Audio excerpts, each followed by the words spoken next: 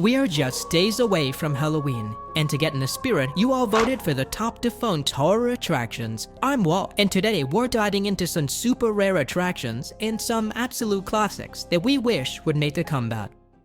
Whipstaff Manor. Okay, let's talk about one of the rarest, most forgotten attractions at Universal Studios Orlando, Whipstaff Manor. Some of you might remember this gem based on the 1995 movie Casper. This walkthrough attraction opened in 1995 and lets you explore the mansion from the film. The whole idea to show off props and, more importantly, the revolutionary CGI technology that brought Casper and his uncles to life. Fun fact, I was rewatching Casper the other day, and those effects still hold up. When you entered, you strolled through the grand hall, super spooky, with cobweb-covered chandeliers swaying overhead. Then, boom, you'd come face to face with Casper and his ghostly uncles. They popped in and out with CGI effects, pulling pranks just like in the movie. But it wasn't all about the scares. This attraction also gave fans a behind-the-scenes peek at how they created those CGI ghosts. Keep in mind, this was cutting-edge stuff back then. Casper was one of the first films to use CGI so heavily, making the whole experience feel like you were stepping into movie history. Who knew we'd end up wanting more practical effects instead of heavily relying on CGI nowadays? No shade to the VFX artists though, we couldn't have movies without them. Next, you explored the outing, which was packed with old haunted props and hidden surprises, like rattling objects and eerie whispers. They even recreated a lab where Casper's dad tried to bring him back to life, complete with a demo of that wild resurrection machine. Finally, you wrapped it all up in a mini theater, where you got a little movie magic. And just when you thought it was over, the ghostly trio would pop up and give you a cheeky goodbye as you left. Short-lived? Yes, but for Casper fans, this was the ultimate dream. I mean, who wouldn't want to walk through a haunted mansion filled with the one and only friendly ghosts? Would you have checked it out back in the day? Let me know. And don't forget to keep your ghost vacuums ready. You'll never know when a friendly ghost might pop up.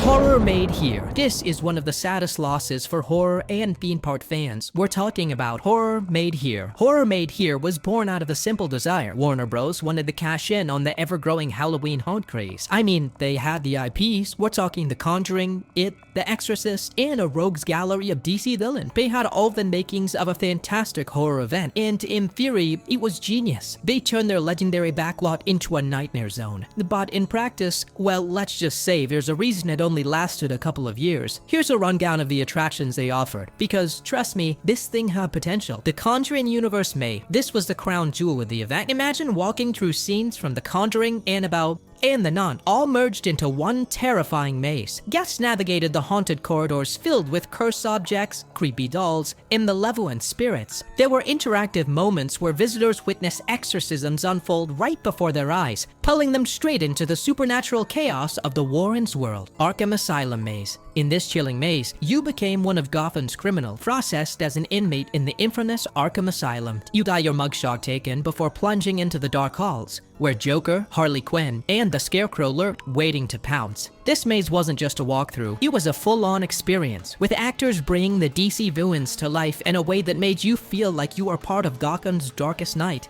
It, Neighborhood House. Based on It, this maze transported guests to the terrifying Neighborhood House, where Pennywise the dancing clown awaited. Visitors walked through the creaky, decaying home, encountering floating red balloons and sewer grates, where Pennywise emerged in spine-chilling encounters. The atmosphere was soaked in dread, and the clown's maniacal laughter echoed through every dark corner. The Exorcist, Forbidden Screaming. This unique experience took place in a small church, where guests were invited to watch a forbidden screening of scenes from The Exorcist. As the reel played, things quickly spiraled out of control, with doors slamming, winds howling, and eerie figures appearing in the shadows. It combined the suspense of watching a horror film with real-life scares, blending cinematic tension with live-action terror, photo ops, and scare zones. Horror Made Here was fully immersive.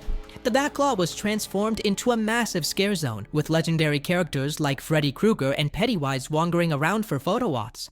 The most iconic spot was Georgie, in his yellow raincoat, standing near the sewer drain where Pennywise lurked, perfect for sharing those terrifying memories online. So why did this festival of frights vanish so fast? For starters, logistics. The Warner Bros. Backlot is, you know, a working studio. Balancing regular productions in a horror event? Not easy. Plus, the event wasn't as big as Halloween Horror Nights or Not Scary Farm, so it never quite hit that critical mass of fans. And let's talk about branding for a second. Horror Made Here, a festival full of frights? A mouthful and super confusing. Was it a studio tour, a haunted maze? People weren't sure what they were signing up for. Despite having iconic characters like Pennywise and Freddy Krueger, Warner Bros. Just didn't have the infrastructure to scale the events. Crowds were smaller than expected, and while the mazes were good, the whole thing felt too small compared to its competitors. Would I have liked to see it expand? Absolutely. But in the end, it became just another spooky memory in the haunted history of theme parks. So, would you have braved Pennywise or made your escape from Arkham, or would you have just been standing in line, waiting for that conjuring exorcism to reset? Let me know. House of Horror. A super cool fact about this attraction is that it was the first one my parents, Luz and Salco, ever experienced together. House of Horrors opened in 2007, but this haunted space has a long history. Before the monsters moved in, it was Van Helsing, Fortress Dracula. Yeah, remember that Van Helsing movie from 2004? Neither does anyone else, but Universal figured why not capitalize on it. So they built this gothic base filled with vampires, Frankenstein, and a huge laboratory set. Once Van Helsing faded into the shadows, House of Horrors rose from the ashes. Inside House of Horrors, you didn't just meet Frankenstein's monster and Dracula. Oh no, you went through the entire history of Universal Horror. We're talking The Mummy, The Phantom of the Opera, Chucky, and even Norman Bates from Psycho. You had to find your way through a mirror maze while Norman, dressed as Mother, stopped you from behind mirrors. Creepy? You bet. And if that wasn't enough, there was Chucky's Toy Shop. Imagine a room full of good die dolls, where Chucky himself would jump out with a knife, and don't forget the Mummy's Tomb, Wolfman's Forest, and Frankenstein's Lab, which featured all kinds of animatronics and special effects. Oh, and they used smell generators. You could actually smell the musty crypts and decaying corpses. Sadly, House of Horrors closed in 2014 to make way for a new dining and shopping experiences. But hey, we'll always have those haunting memories of walking through Dracula's crypt and dodging Norman Bates. This was a fantastic attraction, but now, with the new Epic Universe lane, Dodge Universe, we will see the monsters come back to the parks. Beetlejuice's Graveyard Review. We need to talk about one of the greatest lost treasures of Universal Studios. No, not the Jaws ride or Confrontation. I'm talking about Beetlejuice's Graveyard Review. Yeah, you heard me. A live rock concert featuring your favorite monsters like Dracula, Frankenstein, and of course, Beetlejuice himself. Now, if you didn't get the chance to see it, let me break it down for you. Imagine Beetlejuice hosting a rock concert in a spooky graveyard. Sounds like a bad fever dream, right? Well, it kinda was, but in the best way possible. You had Frankenstein belting out rock ballads like he's auditioning for The Voice, and Dracula, who, let's be honest, was clearly going through some sort of midlife crisis, thinking he was Mick Jagger. And the music, classic rock bangers that somehow made sense when performed by a werewolf with serious rhythm. Who knew the Wolfman could moonwalk? Yeah, it was that kind of show. But of course, all good things must come to an end, especially at theme parks where they need space for more fast and furious attractions. Because really, who wants rock and roll monsters when you can have Vin Diesel at the weirdest party in the world? So in 2016, the final curtain fell on our dearly beloved monsters, and they were replaced with a family-friendly street racing. Rest in peace to the Graveyard Review. We miss you, buddy. If only Beetlejuice could come back and haunt the Universal executives, now that's a show I'd pay to see. Fright Dome. Picture this. It's 2003, and a 23-year-old Halloween fan named Jason Egan had a vision, turning Circus Circus's indoor theme park, Adventure Dome, into a sprawling 250,000 square foot haunted attraction, and boy did he deliver. From 2003 to 2018, Fright Dome was the place to be for Halloween, turning Vegas into one of the top haunt destinations in the country. Every year, Fright Dome featured multiple haunted houses, scare zones, and live shows. Plus, they went all out with themes. In 2017, they had a whole house dedicated to Five Nights at Freddy's. Yet they brought Freddy Fazbear's Creepy Pizzeria to life, and the fans of the game, like myself, were losing their minds. They also had a Krampus haunted house, giving visitors a Christmas night there with the Horned Demon himself. And don't forget the Ouija house, where you had to conduct a seance and get through the haunted house alone. But it wasn't just haunted houses. There were scare zones with themes like Clown Havoc and Freak Show, and every inch of the dome was crawling with scare actors. In 2018, after 15 years of screens, Fright Dome closed due to financial pressures. Jason Egan did launch Fright Ride in 2020 during the pandemic, a socially distanced horror experience, but as of 2024, Fright Dome hasn't made a return. So what do you think? Do you wish Fright Dome would rise from the dead? Because honestly, I'm still holding out hope. ScoobyDoo's Haunted Mansion, Six Flags Parks. In 1992, Paramount Communications bought the King's Entertainment Company, a company that owned and operated 6 theme parks. The company converted 5 of these parks into Paramount parks, adding the Paramount's suffix to their names. They became Paramount's Kings Island, Paramount's King's Dominion, Paramount's Great America, Paramount's Carowinds, and Paramount Canada's Wonderland. And that's how Paramount Parks was established. Paramount Parks wanted to enter into the movie-based theme park business to compete with Universal, Disney, Six Flags, and Cedar Fair. And to do this, they needed to bring some IP attractions to their parks. And the first of these IP-based attractions was ScoobyDoo's Haunted Mansion. The ride first opened in Canada's Wonderland. The park collaborated with Sally Corporation, who got the license from Hanna-Barbera, to develop this ride in the late 1990s. And finally, on May 7th, 2000, the ride opened. ScoobyDoo's Haunted Mansion was an interactive, family-friendly dark ride, where guests would ride the Mystery Machine in a ghastly manner, where they needed to shoot laser guns at ghosts and ghouls. They would also occasionally shoot at Scooby Snacks, which would trigger appearances from Scooby-Doo himself. The ride was an instant success, and it even was recognized as the best new children's ride that year. Because of this, similar versions of the ride were added to 3 other Paramount Park locations. It opened in Carowinds in 2001, in Kings Island as Scooby-Doo and the Haunted Castle in 2003, and in King's Dominion as Scooby-Doo and the Haunted Mansion in 2004. Also, in 2002, Six Flags bought into the ride concept and decided to bring it to some of their parks. So the ride opened in 2002 as Scooby-Doo Ghostbusters, The Mystery at the Haunted Mansion in Six Flags Fiesta, Texas, and as Scooby-Doo Ghostbusters, The Mystery of the Scary Swamp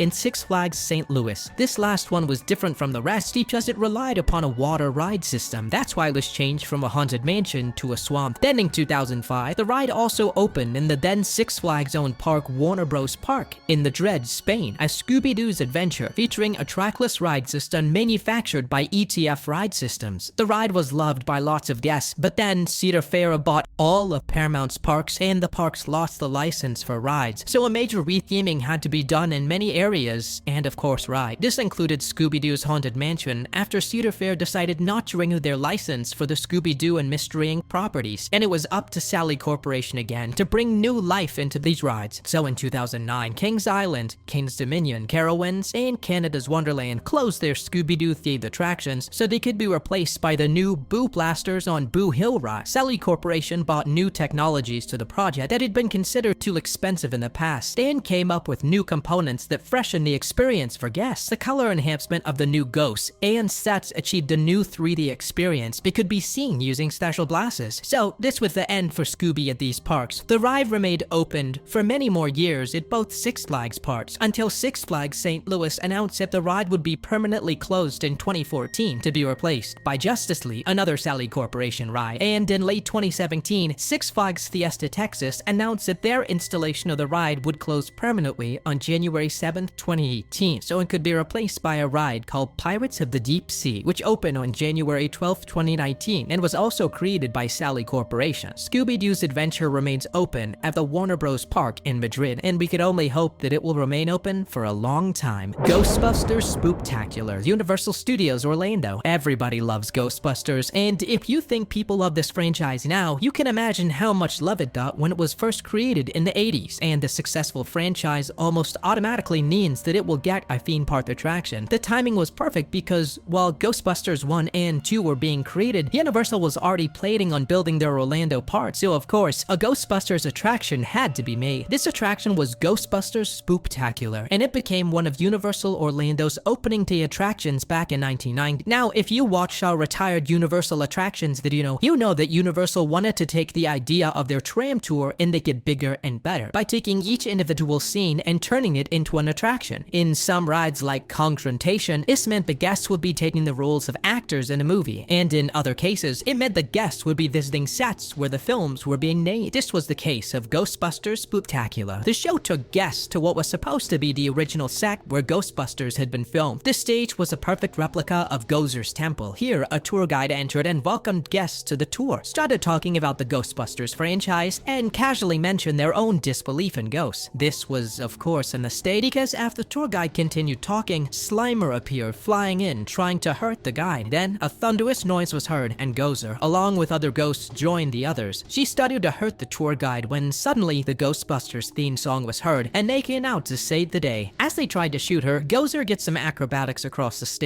All of their shots missed, and Gozer made it back to the gates, and the gates closed. Suddenly, from the right side of the stage, the head of the Stay Puft Marshmallow Man appeared. He began to roar as our heroes started shooting him. He then turned red and was covered in smoke. The guide reappeared and thanked the Ghostbusters as guests started leaving. This show was a massive success from the start, and one of the reasons for this was the giant Marshmallow Man animatronic. This animatronic was one of the biggest created at the time, along with Kong, and even if it didn't move as much as the others, it was very impressive to see it during the show. The show lasted from 1990 to 1993, when it was close for a while to be revamped and have a new pre-show added. In this new show, the Ghostbusters were looking for new recruits so they could open another Ghostbusters franchise. The new host was Louis Tully, the junior assistant vice president of finance for the Ghostbusters, and he picked 3 volunteers from the public to show that being a Ghostbuster was the best job in the world. As Louis is talking, he is interrupted by Walter Peck, a government agent who says that he is shutting down Ghostbusters due to fraud and violations of the Environmental Protection Agency. While he is talking, he tells the audience that he thinks ghosts are ridiculous. After this, the show was almost the same as the previous one. Sadly for Ghostbusters fans everywhere, the show closed on November 9,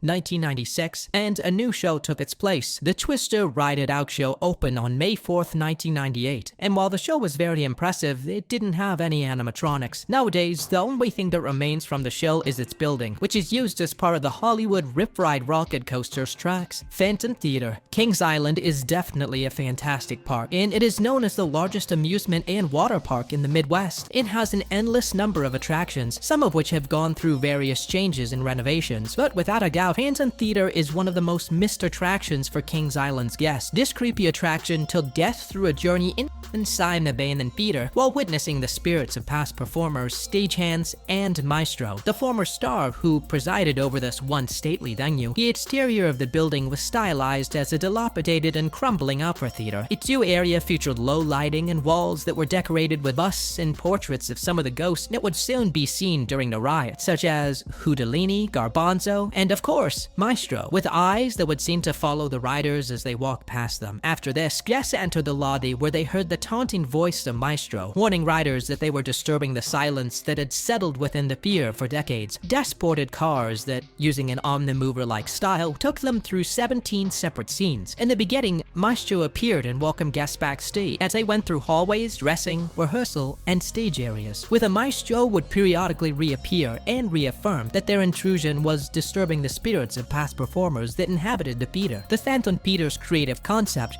was created by R&R Creative Design of Anaheim, California, and AVG Inc. of Valencia, California, was a supplier of the ride's 38 animatronics. The ride was opened in 1992, and it closed 10 years later in 2002. The ride was then renovated, and a new ride opened in its place. This ride was Scooby-Doo and the Haunted Castle, created by the Fantastic Sally Corporation. But then, following Kings Island's purchase by Cedar Fair in 2006, the ride dropped its Scooby-Doo theming and was renamed Boo Blasters on Boo Hill. The transformation included some updates and was done in collaboration with Sally Corp. The only remains found from this creepy attraction are the leftover ride components that have served as props during the park's annual Halloween haunt event, but the creepiest animatronic of the ride is nowhere to be found and will only live on in our nightmares. Six Flags Haunted Castle. Six Flags Great Adventure, located in Jackson Township, New Jersey, is a beloved amusement park known for its thrilling rides and immersive attractions. One of these attractions was the Haunted Castle. This attraction was built back in 1979 as a way of having a spooky attraction that would scare anyone brave enough who would want to experience it. When it was first built, the attraction was supposed to be open at night only, but due to the popularity of it, the park decided to keep it open during the whole day. The attraction was built as a crooked medieval castle, and inside, guests would go through a series of narrow and dimly lit corridors where scare actors would come out to frighten them. There were also several special effects, animatronics, recorded sounds, and vignettes of famous and in infamous characters and events from movies, the attraction was very popular among guests that sadly, on the evening of May 11th, 1984, it was struck by a devastating fire that forever changed its history. The fire started when a visitor in the haunted castle used a lighter to illuminate his surroundings. The lighter caught a foam padding on the wall, and the fire quickly spread throughout the structure because the interior was constructed with wood partitions, plywood, and foam padding on the walls. As the fire quickly spread, panic ensued among the almost 30 guests who were inside at the time. The confined and confusing layout of the haunted castle made it difficult for them to find a swift and safe escape. Emergency services responded promptly to the scene, but the ferocity of the fire made it difficult for them to get it under control. Despite all of their efforts, the attraction was completely destroyed. The real tragedy in all of this is that 8 lives were lost during the accident. There were also several people that had to be taken to the hospital for injuries. The fire exposed many safety deficiencies in the attraction. It didn't need to follow the strict building codes that were mandatory for permanent buildings. In fact, the haunted castle did not have smoke alarms or a sprinkler system at the time of the accident. The attraction was also neglected in maintenance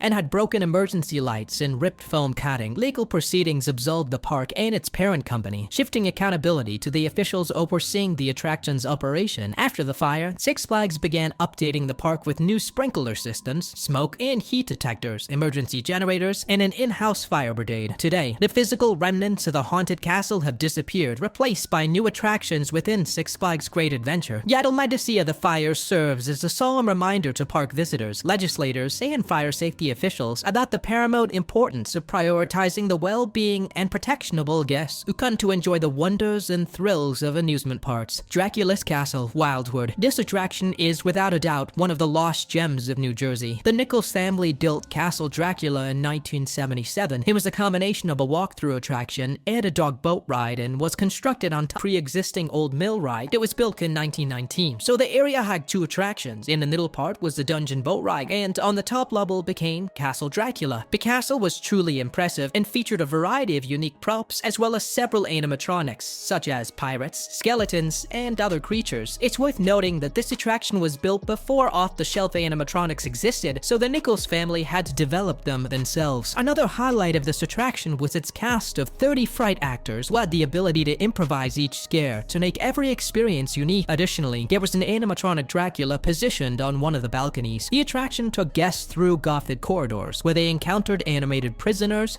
ghastly scenes, and the mad scientist laboratory. At the end of the tour, guests had to escape after witnessing an execution, and if that wasn't enough, the adventure continued with the dungeon boat ride. Guests would board Karen's boat and venture through a dark tunnel, encountering terrifying sights along the way, including graveyards, witches, the Phantom of the Opera, and a thunderous finale with the demon Shamrock. There's a rumor that the attraction was built with the assistance of Disney Imagineers who had worked on the Haunted Mansion, but there is no way to confirm it. Unfortunately, in Castle Dracula met a tragic end on January 16th, 2002, when it succumbed to a fire caused by arson. Despite plans for rebuilding, various obstacles hindered the Nichols family, and then the Majestic Castle is now lost forever. The fire, claimed to be accidental, was started by 2 teenagers who broke into the attraction and used lit torches made from old rags and aerosol cans to help them see through the dark. The torches caught fire to the castle and eventually engulfed it in a matter of minutes. They ran from the castle after they realized the fire was out of control. The castle and its animatronics were consumed by the fire, and the few things that were saved were taken by visitors as souvenirs. Eventually, the culprits were arrested and put under house arrest. The castle sadly never returned, and currently the Splash Zone water park stands in its place.